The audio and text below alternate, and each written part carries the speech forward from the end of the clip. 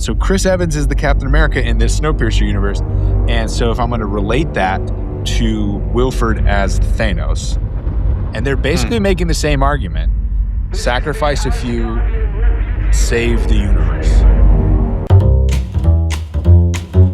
If you're coming from the train car where you used to eat people, I don't think bugs are going to be all that unappealing. You ate people.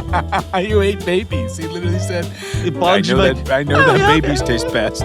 Why did you have to say that, Chris Evans? You keep that one to yourself, buddy. Welcome back to the Movie List. I'm Jon. I'm a filmmaker. I'm Matt. I'm a doctor. Jon put together a list of 100 movies that I missed along the way when I was in medical school and the like. We're going through these movies one at a time. And this week, we're watching Snowpiercer. What a brutal movie. What a interesting conversation on humanity and the class system and all those things. Not really put in a way that I had seen before. You know, I think the director, Korean director, Bong Joon-ho, awesome guy, did Parasite, which is also on the list. And he likes these kind of conversations. He likes the conversations of let's talk about their differences in class systems, and he loves brutality. And this movie doesn't hold back on either of those things. Right. So, I'm glad you got to check this one out. Yeah, it is kind of the nature of sort of, I guess this would kind of fall, it's maybe sci-fi adjacent. Yeah. I mean, where it allows you to look at ethical problems in a hypothetical situation. Right. Very much like Star Trek and other shows like that. Yep. I really enjoyed this one. It has, through my first watch, things I really appreciated was like the world building in this sort of universe where they kind of took a different take on sort of the global warming post-apocalyptic world, which has been done and redone and redone and redone. Right. But in this one, in order to counteract it, we came up with some compound and covered the whole world in it, and then went a little overboard and froze the whole earth solid. Right. And then we have a guy who was a genius who built this train that's self-sustaining, and all of mankind survivors are stacked into one train.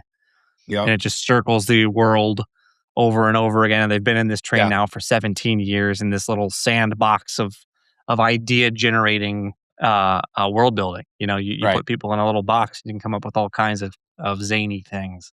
Yep. So cool world, great look at ethics. Cool. Very cool. Very cool indeed. Very cool indeed. And if you cool kids out there, if this is your first time, welcome to the Movie List. We're going through these lists together. And if you're back, again, thank you so much for watching.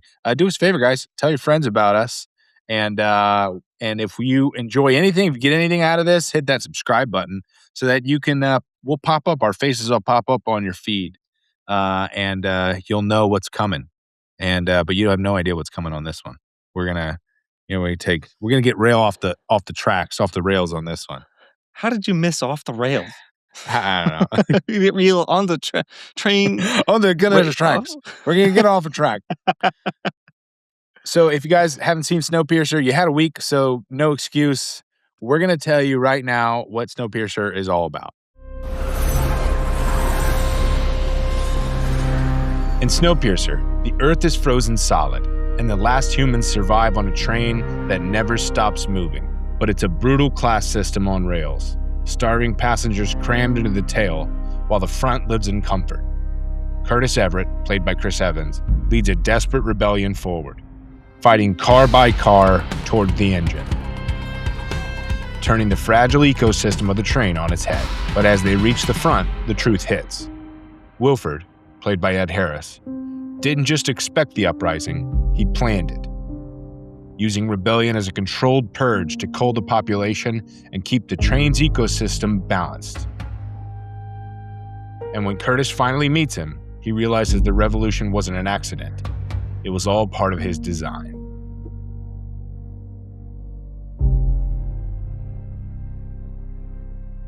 All right, well, let's get this train rolling. Matt, tell me about your first, little locomotive around the world on the Snowpiercer. Sure. Well, this one, I think you got to take it from the tail on up to the engine. Probably the best way to kind of look through this, because that kind of goes in chronological order. Yep.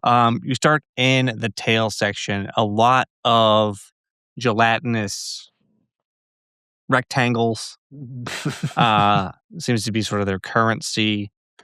Not sure why they couldn't come up with some kind of better packaging for it. It all seems very wet, which I really didn't like. Kind of icked me out a little bit, especially because they all have such dirty hands. They're touching wet protein bars. No, not for me. It's like oil Jello. It's like oil flavored Jello. Yeah, they seem to love this stuff though. Yeah. It's an interesting little world that they're in. So we know that they get these protein cubes, and they're getting messages apparently in these little protein bars. One of the first things that we established, they come in like these little like bullet shaped little silver things, and they roll out a little red scroll, and it tells them little tidbits, because someone up higher up in the train is going to help them carve their way out in a rebellion, because these guys, yuck, they're the low class in this train. And they've had it up to here with that. So they're going to try and drive forward up the train and take the whole thing over to bring about justice in this world. So they won't be treated like scum anymore. And it doesn't always go their way. So sometimes they misbehave. The upper level people come down and do annoying things like take their children or whatever. And then they throw shoes at them. And man, that really gets out of hand, because that guy loses his arm. So they put his arm through this little porthole because he threw a shoe with that arm. They leave it out there for 7 minutes, which they mentioned a few times. Yeah. That's all it takes in this cold, cold world for that arm to freeze. Absolutely solid, like he dunked it in liquid nitrogen. They bring it back in and they just shatter it. With like a Donkey Kong hammer. It's like like the most like they didn't have to do that. That really was unnecessary. And that brings us to kind of the first interaction that we really get with the kind of higher level people, aside from this silent woman in yellow who comes in and takes the children. Right. And like her head starts bleeding and she licks the blood off of her hand in a really gross way, which I didn't think they really needed to put in there. Yeah. But then you get this speech from Mason. And Mason comes back there with her big teeth. And she says, "This is not a shoe. This is chaos." And then she goes into this big diatribe about this, that, and the other. What I thought was really interesting about this speech is that she ends the speech by saying, "Be a shoe." When she started the speech with saying, "This is not a shoe, this is chaos." So maybe she lost her way along the speech, or maybe it was written deliberately. But it seems like she's kind of telling them to be chaos. She's encouraging it, and inadvertently. Her whole point was like, I'm a hat, I go on ahead up at the front of the train. You're a shoe, you're supposed to be back here in the back. Be what you're supposed to be. It has order in this whole train is how it's supposed to be. Right. And they kind of evoke this like train religion, call it like the divine engine or something like this. Yeah. Which, I mean, they've only been on the train for 17 years. So they got a new religion real quick. What would you call a religion about trains? Trainism? Yeah, I mean, I'm thinking like something locomotive, like locomistery. I hate that. It wasn't my best. It wasn't. It's not. It wasn't exactly my Teddy Toy Guns, but no, that was some of your finest work, Teddy Toy Guns. But there's that, and then so we know we're like timing out the doors. Our main hero guy, Curtis, played by Chris Evans. Yep. He's timing the doors to see how long it's going to take. They I guess weld all these barrels together to jam up all the doors, and they know exactly when to run. But what they have to figure out is, do these guys actually have bullets, or did they waste all their bullets in the last rebellion? Right. So the way that they figure this out is Curtis runs up to the first guy he can find with a rifle, puts the barrel up against his forehead, and pulls the trigger. They've got no bullets! I just gotta say, don't do that. Don't do that. That doesn't make any sense. A real short movie if he was wrong. It doesn't make any sense. He would have gotten the same information and still been alive if he just pulled the trigger. Yeah. He did not need to do that. Reckless. Yeah. Wild move to make. Yeah. Also, like, technically much harder, you would think. And why did he go right for his head? You know, like, I think just grabbing it in general would have. Maybe he wanted to die. I don't know. I don't know. I don't know either, but wild way to figure that out. Yeah. Thumbs down on that. So what I liked about that scene is she's giving the whole speech, and then you have like the Chinese guy behind him who speaks like Spanish. And then you have like a Filipino lady or something, and she's speaking like Italian, right? It's like kind of like showing that it's international. Like there are no nations anymore. There are only like, what train are you in? Like that's all that matters. Something interesting about that too is that it's truly an international movie. Like Bong Joon-ho, the director, did not speak English when he did this. Like I've seen a couple interviews with him like around this time. He had an interpreter, so he speaks probably like low level English, which is pretty incredible to write the script in English. And then direct the movie in English, and he does not speak English. Yeah, that's nuts. Can you imagine directing a movie and writing a movie in a language you don't speak? Zach, I mean, the actors are talking to one another, and you don't know what they're saying. All you know is how they're saying it. Right. Yeah. So obviously, he implemented some Korean actors in there, you know, so that they were actors he was comfortable with, and he had worked with before. But just to have some like a little bit of a reprieve of. You can speak the same language as these guys. Right. They're obviously going through this rebellion, they're going from the back to the front, which is honestly like how they feel going through some of these compartments is how I feel passing through first class every time I get on a plane. Like, I'm like, I'm sorry. I feel like I'm just covered in dirt in a trench coat. And like the way that they're looking at them is how I feel. Like I'm not going to spend $15,000 to sit in a slightly bigger chair. But that's still how they make me feel. That's feel like what this movie is essentially about. That's a great example. But no, I mean, I feel like, well, you know, the interesting thing that this movie was actually based on a graphic novel. Came out in the 80s. It was like a French graphic novel, Les Transpercés, right? I'm sure I butchered that, but it literally just means like Snowpiercer in French. That sounds good. You did it right. Yeah, I nailed it. Maybe that would be the religion, whatever I just said. But Bong Joon-ho, who's the director, is like a huge comic book fan, and apparently he found it in a comic book store, started reading it, like standing there, right, and then didn't move from that spot until he finished it. So he was just obsessed with this idea. And so that was the story of how kind of it came from the comic book store to the big screens all with this Korean filmmaker. And so as I'm thinking through that concept, I thought that I saw some similarities. Now, I don't know if this is where he came from, because he basically completely rewrote the script. But I saw similarities specifically with the Wilford character, you know, like the architect, the engineer, and another big time villain on a big famous comic book series, and that's Thanos. Chris Evans plays Captain America. So Chris Evans is the Captain America in this Snowpiercer universe.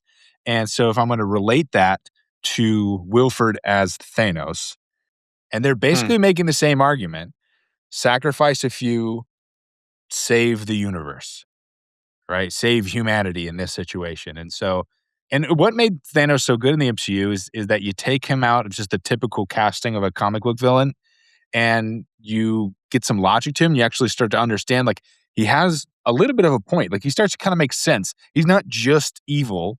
Like, he has a code. Obviously, Thanos wants to eliminate half of the universe, which is very evil, but it's kind of coming from a place of he's trying to get rid of starvation, trying to get rid of famine.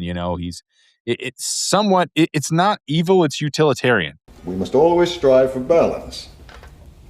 Air, water, food supply, population must always be kept in balance. Pretty, isn't it?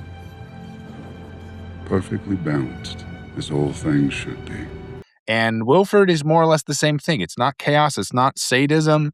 It's utilitarian. It's kind of practical, right? That he has this train that holds the most precious cargo that's ever lived. It's all of humanity. And he has to make these decisions. It's basically the trolley problem. You know the trolley problem? Of course. So, yeah, I mean, it's 5 people on a train track and a train's heading towards them, ironically. And you have the choice.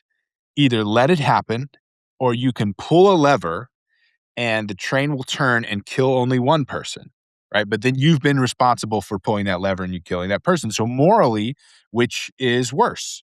And Wilford is basically living in that, and kind of so is Thanos, of basically, is it better to cull the people down, cull the population to keep the train alive, or let chaos ensue, and who knows what happened? It could be the end of humanity. And Thanos obviously does this at a cosmic scale. He snaps and half of everybody in the entirety of the universe is gone. But I think the similarity between Thanos and Wilford is that they're not choosing cruelty. They're just choosing math, right? It's not harm. It's just pure rationale. Titan was like most planets. Too many mouths, not enough to go around. And when we faced extinction, I offered a solution. Genocide. But random, dispassionate, fair to rich and poor alike. For optimum balance, however, there have been times when more radical solutions were required, when the population needed to be reduced rather drastically. It does also sort of evoke, imagery of The Watchmen, where you have Ozymandias, who does kind of a similar calculus where he's trying to figure out, how do I stop nuclear war? And he does so by essentially pinning everything on an innocent man in Dr. Manhattan. And so he's made the calculation and decided, I'm going to save the whole world by doing something evil. So you have these people who are placed in an impossible situation, and they try to make the best of it, and it's easy to kind of see why they're compelling. Because if you're put in this impossible scenario, what do you do? What do you do? You're in a train that's fallen apart. How do you keep it going and save everybody on the train? Right. Yeah, and I mean, I'm not convinced Ozymandias purely did that to save people. He might be a villain, in the situation, but like the thing with Thanos that I like is that like he sacrificed, like he lost, right? Like he had to sacrifice Gamora, which was probably the only thing he cared about. Mm-hmm. And so he's proving that like he's willing to lose what he loves for the balance. And Wilford, I mean, you could look at it as a sacrifice, but he coordinates this revolution that ends up with the death of his friend Gilliam, and maybe his only friend on the earth, his only somewhat equal, and it ends with his death. I'm sorry, little one. The front and the tail are supposed to work together. He was more than a partner, really. He was my friend. Did you do it? Yes. What did it cost? Everything. So he's face to face at the end with Curtis, who's Chris Evans, and Curtis is kind of lecturing him on morality, which to me is rich, given the fact that we know your history and you ate a baby, dude. All right, like I don't think you have a spot to be lecturing anybody on what good or bad that you did, when things got a little tight. I know what people taste like.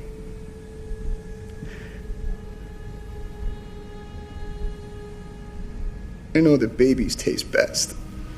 So he doesn't exactly have a spotless history. He's no Cap. I'll say that. He's no Cap in this situation. He's no Captain America.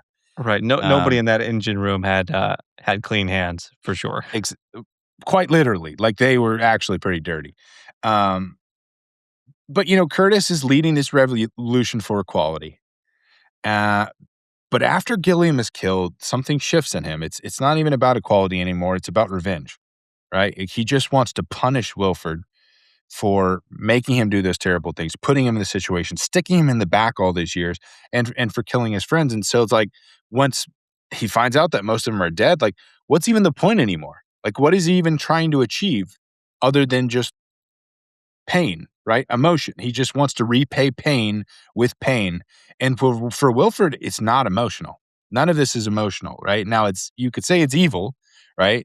Or immoral or any of those things. But, to kind of go back to the trolley problem, this isn't a lever that you pull and it's 5 versus 1. This is a lever that you pull and it's 1 versus all of humanity. And now the perfectly correct number of human beings, all in their proper places, all adding up to what? Humanity. And then what? I finally rest and watch the sunrise on a grateful universe. The hardest choices require the strongest wills. When you're faced with those kind of decisions, I think it's easy to put yourself as a hero or know that you're going to do the right thing or whatever the right thing even is. And let me be clear about one thing. Let me get something straight. Wilford is not a good person. Okay. I'm not here saying he's a good guy. All right. He's child labor. That's cool. He's a villain. All right. Let's just be clear about that. He's bad. But to me, the interesting villains are the ones that you see their thought process. Right? You see how they got to that they're not evil. Wilford and Thanos aren't evil in their own minds. They're just utilitarian. Right. They're the ones that pull the lever when no one else will. They see themselves as the grown-up in the room. They're the adult. So are they evil or are they just the ones that happen to be holding the lever in that situation? So it's I like the thought exercises if you're Wilford, right? Or even if you're Curtis, and you're potentially handed the keys of the kingdom, what do you do? Do you destroy the engine and gamble on freedom out there on the ice and potentially risk the death of humanity, the extinction of humanity? Or do you keep the system going at the pain of innocent lives? I think it's easy to say you would do one thing because we'll never be in that situation. But I don't know, Matt, what would you do? Well, fortunately, I don't have to decide because Nam blows open the door and we get to take option number 3. No, dude, I'm asking you right now. This is happening. So I need an answer. Yeah. I need to know. I need to know. I dropped something. And guys, thanks for tuning in to the movie list.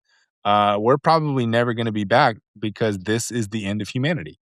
But I really hope. Oh, he's back. All right, we're good. So how about those ratings? Oh man. So let's go to the next train section. How about there is a lot of train section. So I think if anybody is responsible for this, it's the guys who created this weird, wacky world of the Snowpiercer. Which, if it wasn't written in the 80s, I would have believed that the writer of this just got high and watched that Bud Light commercial. Remember with the trains, people all over the world need to join it, and there was a train pulled up. It was just ice everywhere. Do you remember this commercial? Vaguely. We'll show a clip of it, and then you'll remember. It's just I don't know why it's stuck in my brain, but it's just a train that comes in, and there's ice everywhere. But yeah, Jean-Luc Rocheux was one of the illustrators, and cool fact about that in the tail section, when you have the guy that's doing all the sketches and stuff, when it shows his bunk and it shows the close up of those are all actual illustrations by the guy who did the graphic novel originally. Really? You That's actually, cool. yeah, and you actually can see a little. You actually can see like a little like one of the portions from the graphic novel. So I mean, there's That's cool. hidden clues all throughout Snowpiercer. So it's pretty cool. Are there any experienced violinists here? Raise your hands. My wife and I played violin in the Boston Symphony Orchestra. I was first chair. So they come and they pull the first chair violin, or the guy's like, I was first chair in the Boston Symphony Orchestra, right? So like this whole time we're looking at this from like a class system, right? And you just in your head you imagine it was the uber rich, right? Billionaires on billionaires in the front, or even middle class, and then the ultra rich top 1% of the 1%, in the actual first class, and then whoever snuck on, essentially in the back. But the guy, he says, I was first chair in the Boston Symphony, and I Googled it. Somebody in the first chair makes about $512,000 a year. So the people in the tail section are people who are 1% of the 1%, even in America. You're somebody who's making $512,000 a year, and your wife is in the first symphony orchestra. These guys are clearing $1 million a year, and they're the poorest of the poor in this kind of section. So it gives you an idea of kind of like where you stand in reality to this thing. It's like, we're all tail sectioners. It's like, I would guarantee you, if you're listening to this podcast, good chance is you're either frozen to death or you're in the tail section. You're definitely not anywhere up north. Yeah, that's interesting. Which is also funny to me because some of them are like farmers. I'm like, you're saying like billionaires had to become like farmers to get on board here? But yeah, they'd only been on like 17 years, I think is what it was. 17 years. 17. So yes, they move forward. They meet Namgoong and his daughter Yona, and they're able to get Chrono. What's the drug? Chrono. Chronal, I think is called. Chronal. And every door that he's able to open, they're moving forward. I think it's 2 lumps of Chrono. And they are utilizing it a lot as they go. Yeah. The little boxes that they were in the movie, they don't really explain much about that. We don't know how long they've been in these little like the little cubbies. Like drawers. Yeah, they're in like filing cabinets. And when he sits up, he's not like, ah! Which is what I would have done if I was in there for 17 years. So I don't know what their situation. Do they let him out every once in a while? Do they like being in there? She looked cozy, honestly, when they opened it. Like she was just asleep. When they pulled him out. Yeah. I did like their little translating machines. I like the way that they kind of filmed that, where it kind of showed them do the back and forth and listen to the translation, and then I just did away with that for the sake of it being efficient in the movie, which I liked. Yeah. I did find it funny, the fact that like when they get to the windows, Nam looks out the window. It says "still cold," and we just saw a guy's arm freeze solid in 7 minutes. I was like, yeah, you could say it's still cold out there. Yeah. I thought, gosh, imagine that though, dude. Imagine seeing, like, for the people, the tail sectioners, like the lifelong tail sectioners. Like Edgar was a baby. Yeah. When he, so he was born in the tail. This might be his first time seeing daylight. Yeah. Which is insane. Yeah. Which, I mean, like, how is his eyes not just burning off? Yeah, that's wacky. Yona actually, there's the line there where he asks if she's clairvoyant. Yes. And the director actually said that, because she is she is a lifer, essentially. She was more or less, born. She was born on there, the train. She has developed a heightened sense of hearing.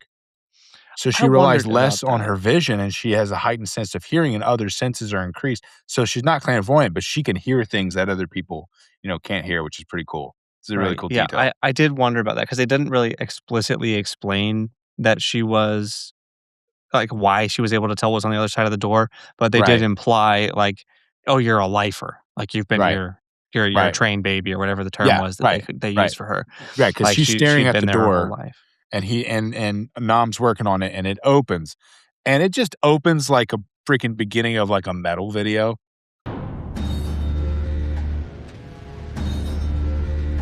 With the guys with like the blacked out and just like the mouths, not certain what the purpose of that is. Like intimidation, dude. I guess so. Like, who are they intimidating? Like, they can't see. It just seems like a, I mean, can you see through those things? It just seems like an impediment in your fighting. I don't know. Maybe they were raised that way. I don't know. It's raised with the masks on? Yes. Yes, that's what I'm going with. I like it. Yeah, they still look awesome. Like, they're like posing and like the way they turn. Yeah, they've got like axes and spears and stuff in the back. Dude, if I walked into a room full of guys with axes and spears, the spears is where I'd be like, I think I'm going back. This isn't worth it. But let's see. There's so much to talk about in this little segment. So when they go into that room, they bring this fish up. Yeah. And you're like, all right, maybe we're going to do some kind of trade. And like, all right, guys, eat this fish, and then we'll call it even. But that's not what happens. They start cutting the fish open, and now it's almost like they're like enchanting their weapons with fish blood for some reason. Dude. They don't explain that in the movie. So I was very bewildered by this. What was the fish all about? Harvey Weinstein, like famous, terrible producer Harvey Weinstein. Harvey Weinstein's like his own adjective now. He ended up buying this movie while they were still in production, and was trying to get them to take out. They wanted the filmmakers to take out that scene to make it. He just thought it was gross, and he wanted to make it more relatable to American audiences. And Bong Joon-ho basically fought so hard for it, and ended up writing him a long email saying that his dad was a fisher, and that this was representative of the hard work that his dad had to do, and essentially that this was an homage to his father. So Harvey Weinstein ended up settling and letting him keep the shot in the movie. And then afterwards, somebody interviewed him, and he said he completely made it up. Like, his dad was not a fisherman. He just wanted to keep the shot in the movie because he liked it. Why? I think it's a cool shot. I mean, I won't deny it was neat, but it did leave me scratching my head a little bit. Do you want to know my theory on it? Yes. What the fish is? Desperately.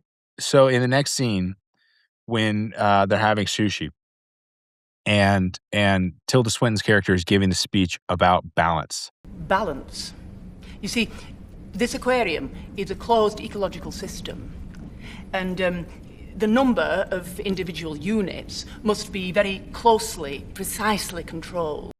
And essentially that they only have sushi twice a year because of balance.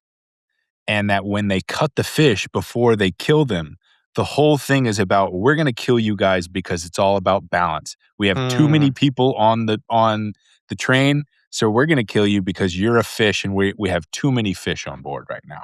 The next best solution is to have individual units kill off other individual units.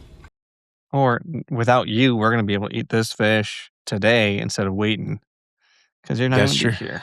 That's right. They were all going to go get sushi afterwards. Yeah, and then things get a little zany in that train car. Real quick, I like the fact. Sometimes with these scenes, I like imagining how they got from place to place.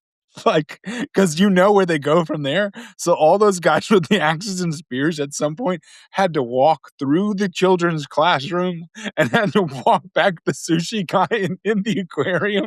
I like the visual of all those guys walking and through like the beautiful. Clubs. Yeah. Bye, honey. Going to work. Sorry. Go ahead. That's very funny. Just walking through first class dressed like that on an airplane. Yeah. So a few things.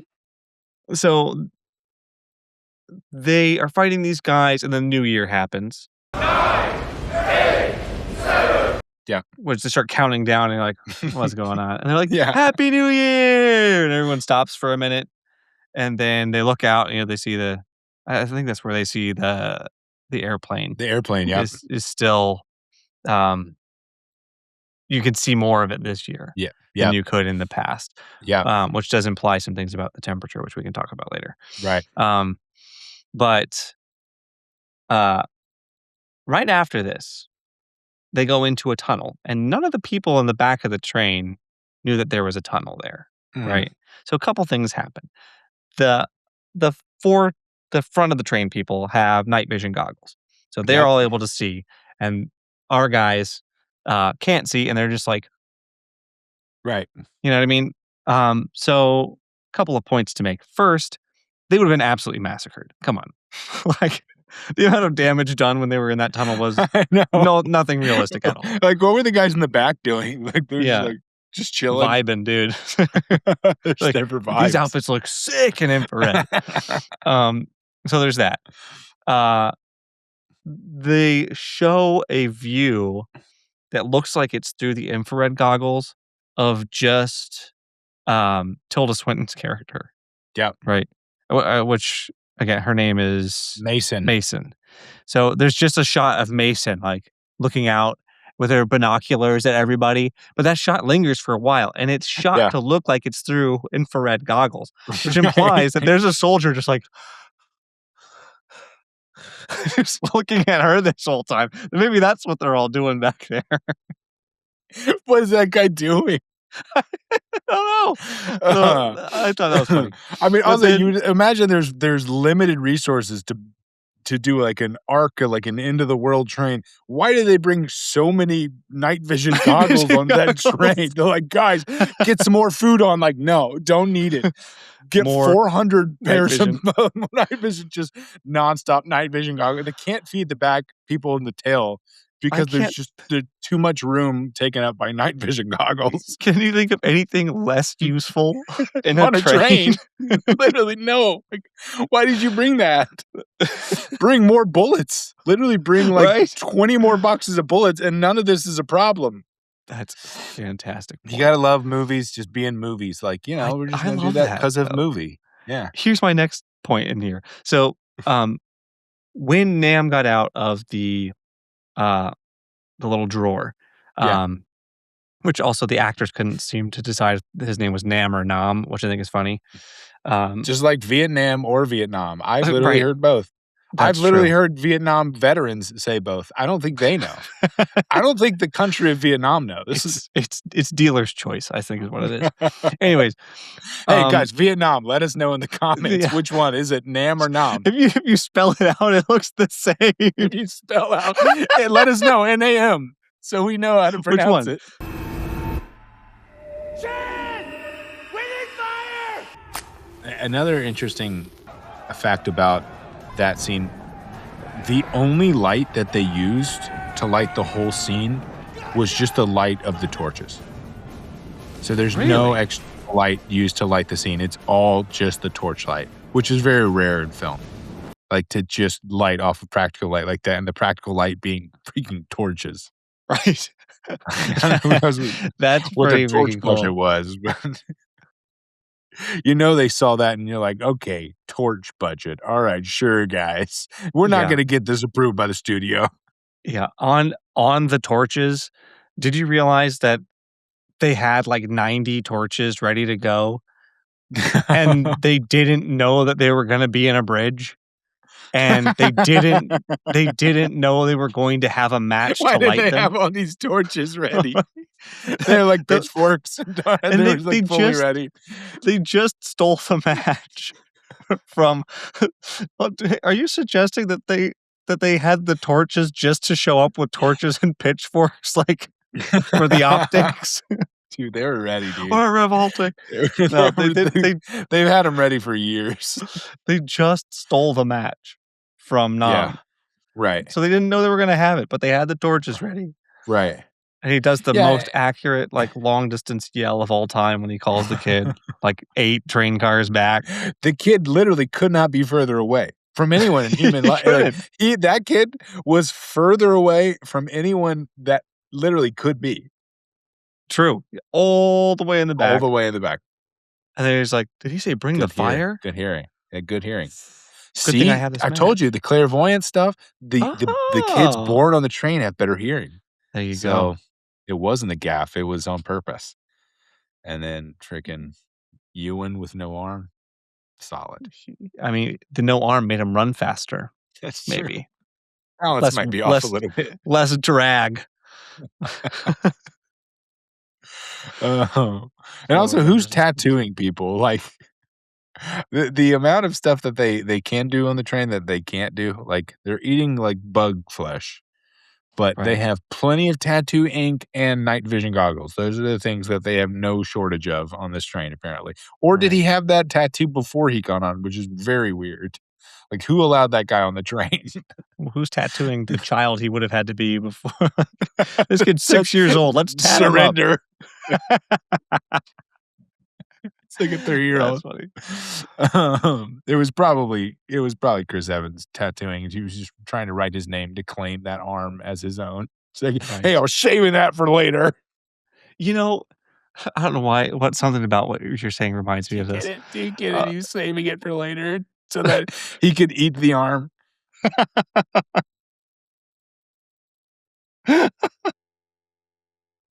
He's just writing his name on people's limbs. So it's like his food in the lunchbox. It's just him writing his name. Hey, I had my name on that. All right, who ate this arm? That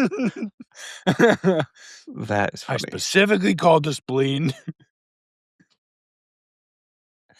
Oh man, that is funny. Yeah, I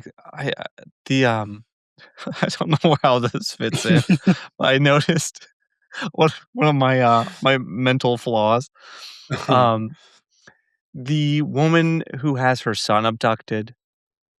Okay, yeah, Octavia Spencer, right? Maybe. She's been in a lot of stuff. Yeah, dude. She was in Hidden Figures and a bunch of other things. Academy Award-winning Octavia Spencer. Yeah, her. That's what I meant. Octavia Spencer.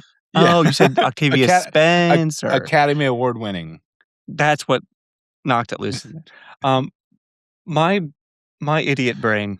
When I looked at her, I was like, I think she's in Dinner for Schmucks.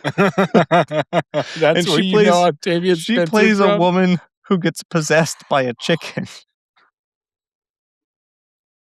Or at least thinks she does. Oh, God. You guys see what I've been dealing with? You see Academy Award-winning Octavia Spencer, and she's like, hey, isn't that chicken woman? I love her as the chicken. I don't watch a lot of Academy Award-winning movies. Yeah, I'm working on it. I'm working on it. Oh, here, while we're at a random, the actor who played Gilliam, John Hurt, he is in a movie that you and I quote all the time and have since 7th grade. What movie is it? Or give me the quote. It'd be even better. I'll give you 5 seconds. Oh, no. Is he the one who says it? Yes. And you know him. I promise you know it. And you know the line. 3, 2, 1. For he who must not be named has done great things.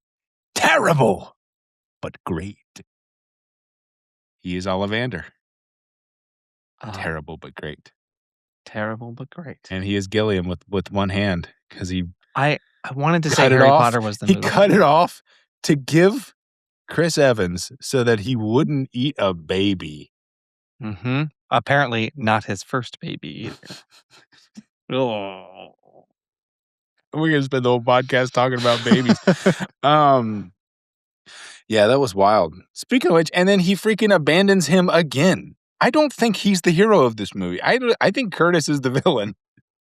Yeah, he does. I gotta say, though, probably the right choice. And here's why. He didn't add a lot. I mean, no. He kind of complains. My point is just that Edgar was in a headlock with a knife at his throat. Like, yep. What's Curtis gonna do? Right. He doesn't have a vibranium shield to throw at the guy. You know, he can run back, and this guy just has to do that. Game over. Yeah. Versus Tilda Swinton's character's right there. Right. She's right there, and he can get her, and he does. That was the right move. Yeah, it stinks. Nobody likes to run away from their buddy, dude, if you're ever in that situation, you and me, leave me, dude. It's not worth Done. it. I already have. I already have in my mind. I've abandoned you. And you should. Yeah. Go get Mason's equivalent in our post-apocalyptic futures. Yeah. Tilda Swinton's so solid in this movie. She's so good. Truthfully. Yeah. The teeth coming out. I don't know did you notice that they refer to her as in masculine in a couple times? Yes. They say he, yeah. And she's not trans character or anything like that. One of the reasons is because Bong Joon-ho wrote this with John C. Reilly in mind. And actually, he was going to do the part it was going to be John C. Reilly up until a few weeks before, and John C. Reilly had to drop out, and Tilda Swinton took the role. Could they have picked a different, like a more different actor? Can you imagine that scene with freaking Dr. Steve Brule? I think she was trying to become Dr. Steve Brule. She's like, for hell, did I put a shoe on the head and I'm a shoe? That is very Brule's funny. Rules. If she just gives Brule's rules. Can you imagine any other role where, like, I'm thinking of either casting John C. Reilly or Tilda Swinton. I'm thinking either going Will Ferrell or Meryl Streep. I'm really on the fence about them. That is crazy. I'm really either thinking like we go Sydney Sweeney or Adam Sandler. You know, it's a toss up. Shut up. Oh man. Oh, but it's me. I have good genes.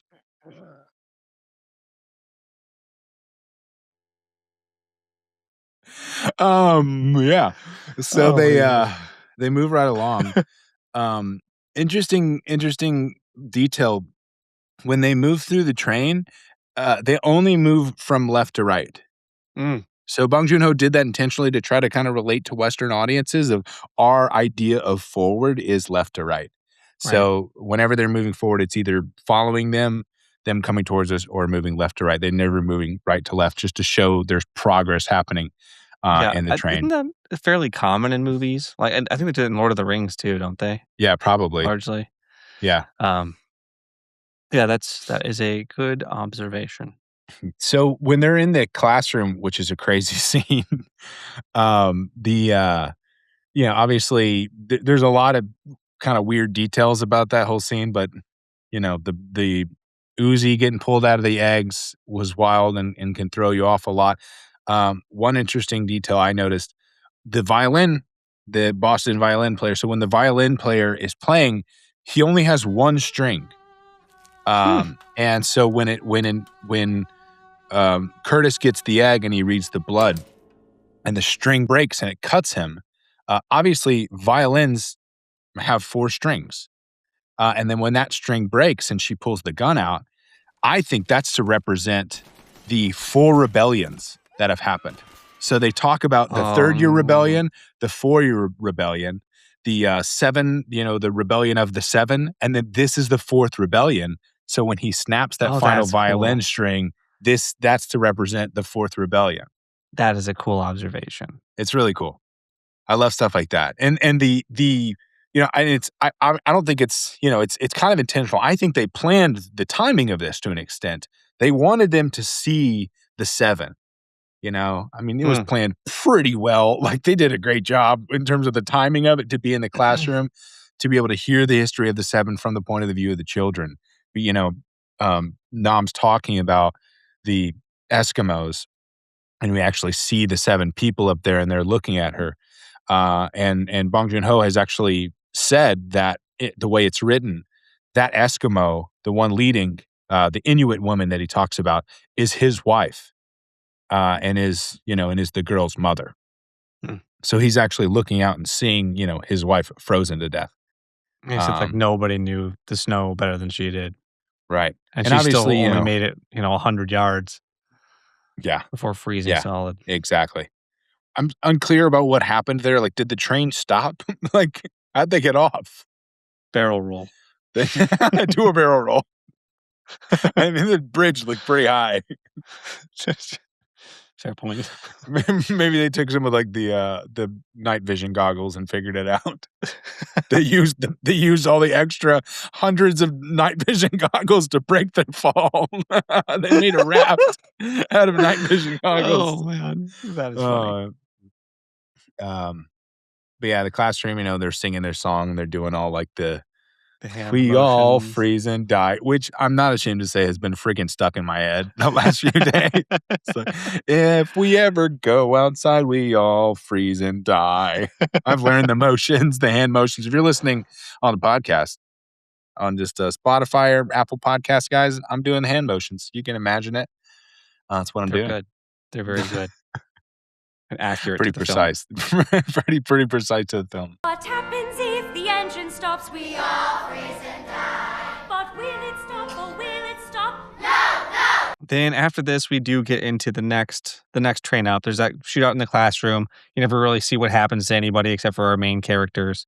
And then we move on to the next room, where we have a shootout. Yeah. Oh, they go through the first class thing, which is like the Great Gatsby for some reason. Like how they all have like different like styles, and they're like, this is their billionaires who think they're Great Gatsby. They all have have a different fashion, like the hair machines and all that. Exactly. That was like somewhere a mix between the 20s and the 80s. I'm not sure what decade 50s this train is in. By the way, where do they sleep? I was kind of wondering that the whole time. Is there like an upper cabinet where they sleep?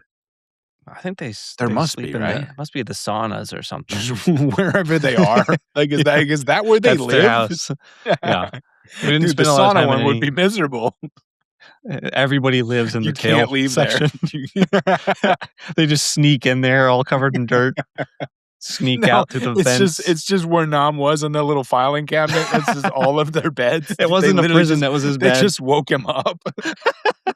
He's not even the right guy. They just woke some guy up and they kept giving him drugs. So he's like, all right, I'll open these doors. He's just hallucinating the right answers to all the doors. Yeah. You mentioned the, in the fight scene when they looked out and they saw the, the plane wing, which I thought was an interesting detail because obviously he's mentioning that he sees more of the plane wing every year.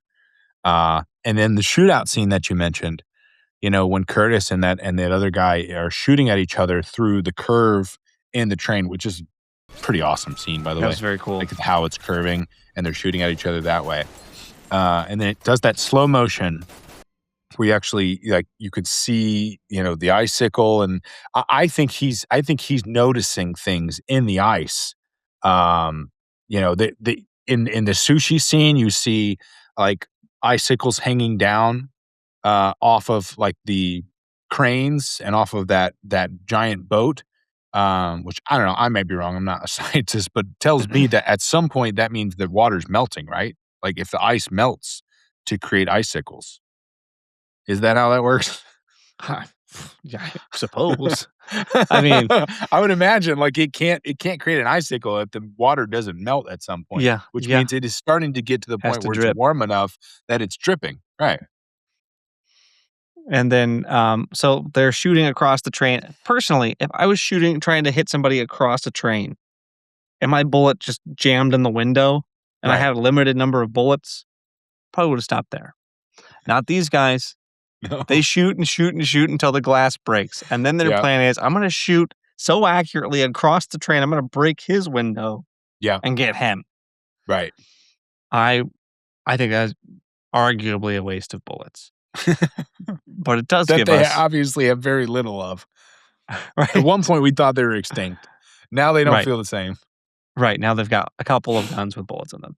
And we do see a snowflake come in, which is like kind of your prototypical snowflake with all the little branches.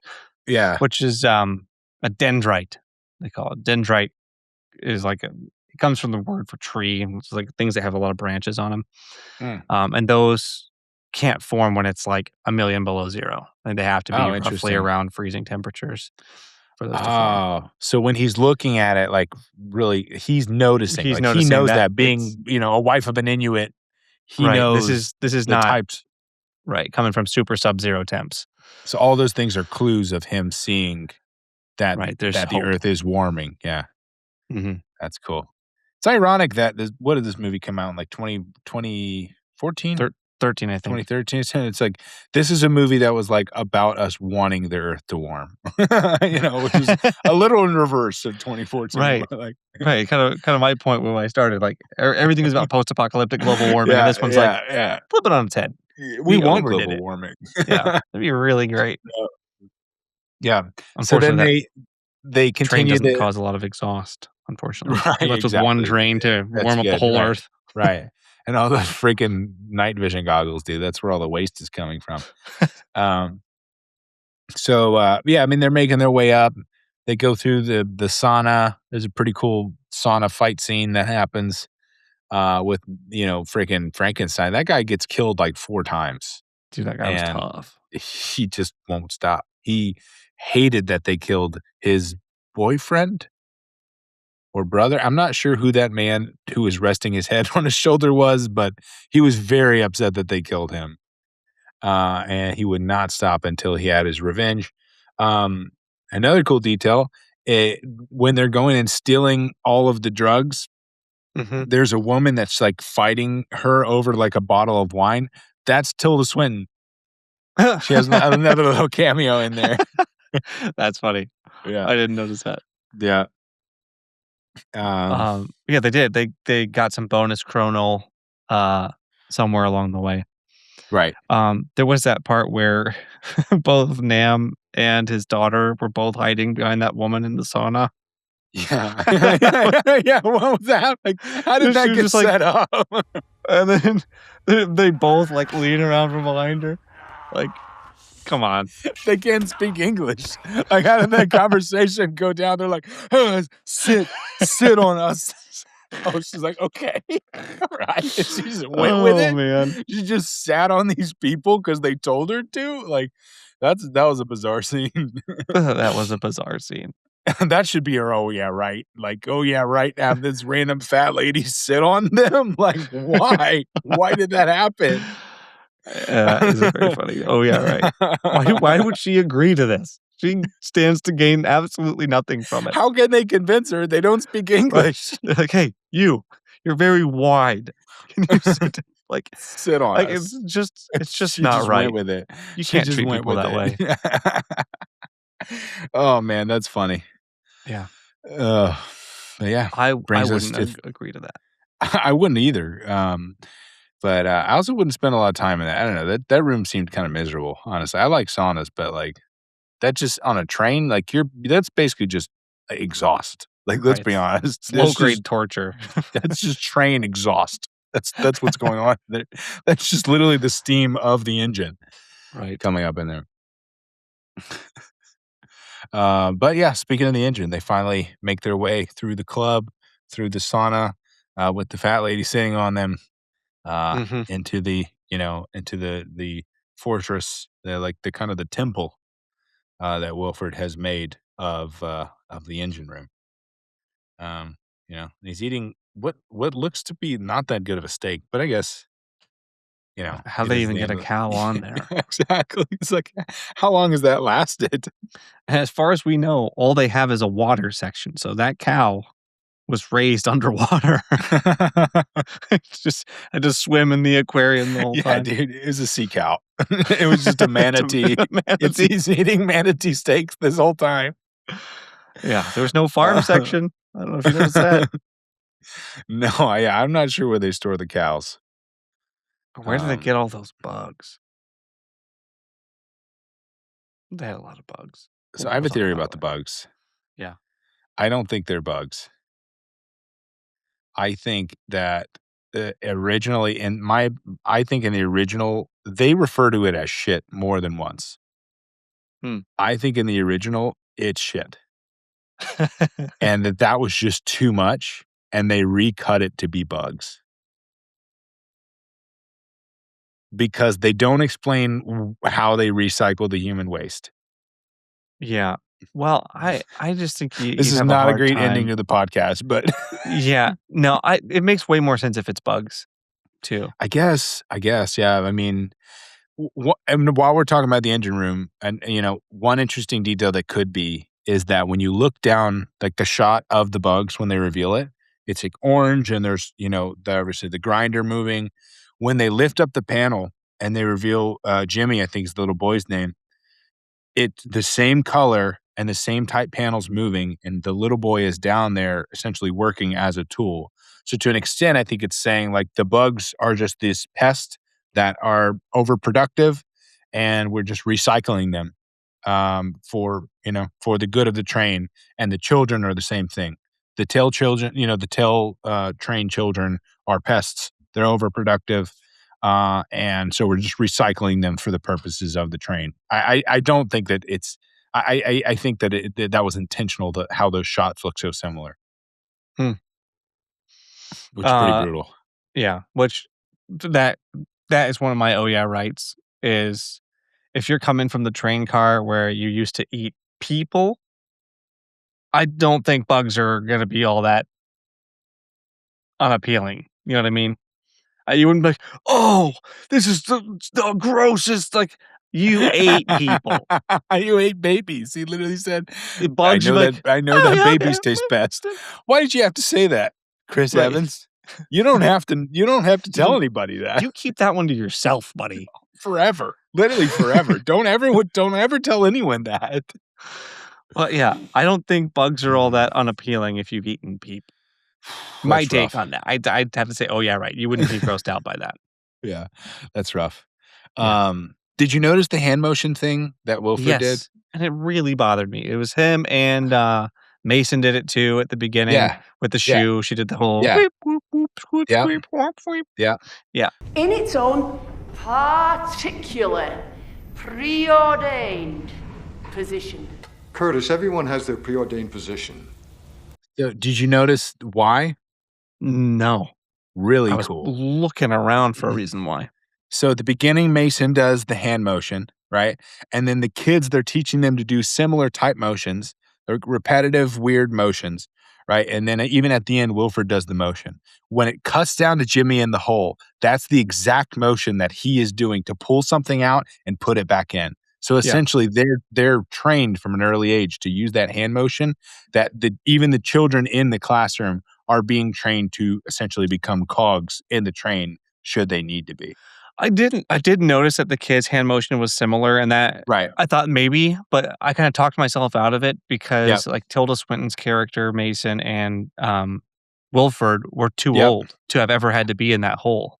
I don't think they were ever in the hole. I think the whole thing is that they're creating a culture where anybody can become a cog essentially in the wheel. So I think that's the director's, what he's saying of the movie as a whole is that the big moral problem is the classes, right? Obviously that's the obvious one when you look at this.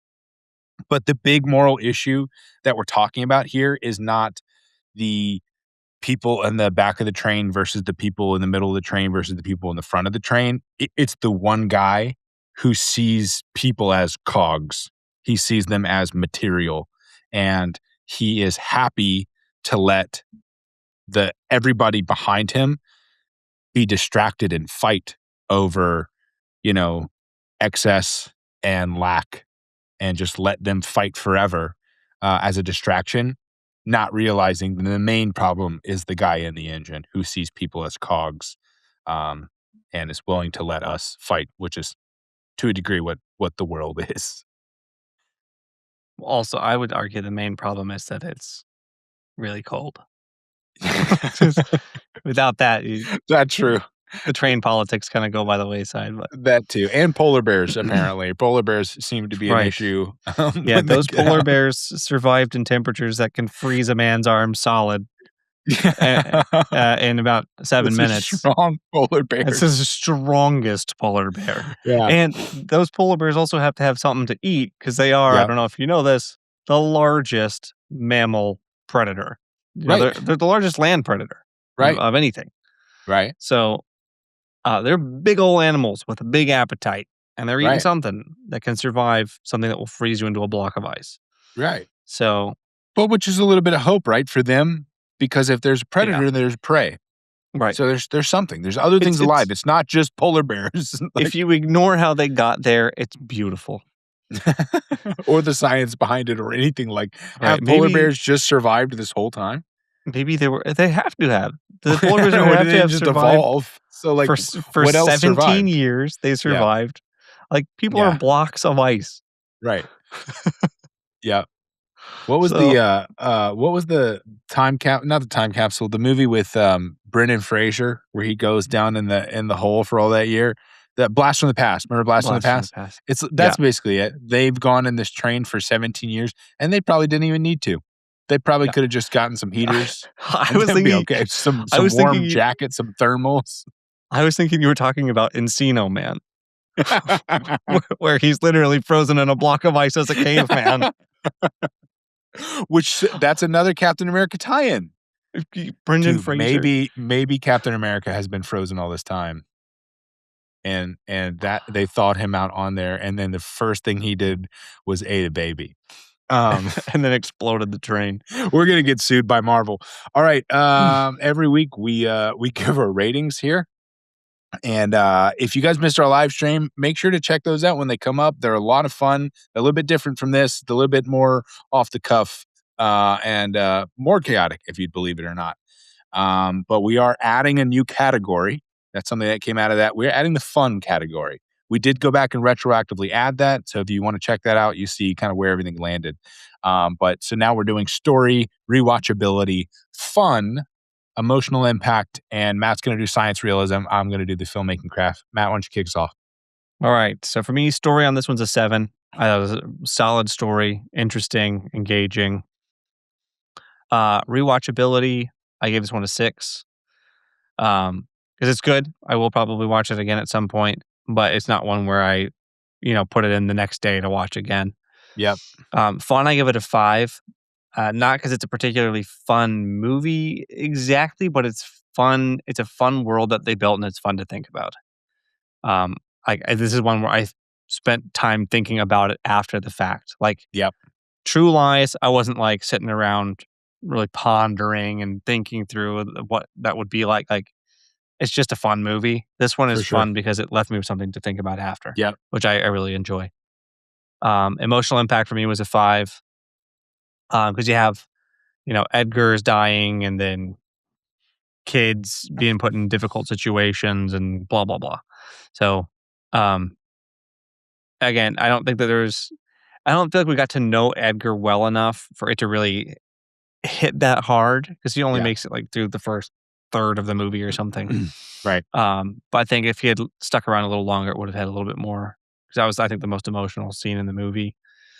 And then for science realism, I gave it a 4 because, I think you could build a system that's largely self-sustaining if you're still getting sunlight, energy input, and you're still getting water running through it, which they explained all that was kind of happening. But the cold, if you could freeze that guy's arm off and then get off the train 2 days later, I just think it's very difficult. Even if you're traveling pretty darn fast, it's hard to explain, I think, that degree of temperature shift. Right. Well, they did talk about it being at a certain altitude with that. Yes, they did. Yes, they did. But then they also had the Donkey Kong hammer, which, I don't think it would have mattered. They could have just done that. I think the snow was just for effect. So that she could give her speech for a 7-minute speech, which was not a 7-minute speech, but was still a great speech. It was a good speech. I enjoyed that. Nice. What do you got? Story, I got a 5. I think this one's right down the middle. I don't think there's anything terrible about it. No glaring plot holes. I think it's fun. There's also not anything particularly special about it.